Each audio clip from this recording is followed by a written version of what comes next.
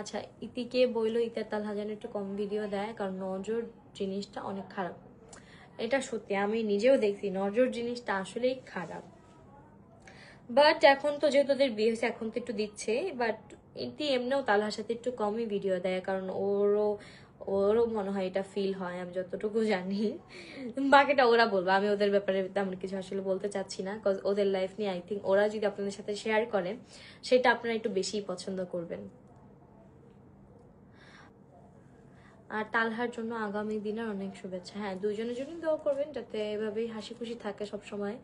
হাসি খুশি সবসময় তো আসলে থাকা হয় না, একটা রিলেশনশিপ স্যাড, ঝগড়াঝাটি, মানে কি বলবো, ঝগড়াঝাটি, তারপরে হচ্ছে একটু হয়, সবকিছুই হয়, আর সবকিছু মিলিয়ে একটা relationship. But end of the day দুজনের পাশে থাকাটা অনেক বেশি ইম্পর্টেন্ট।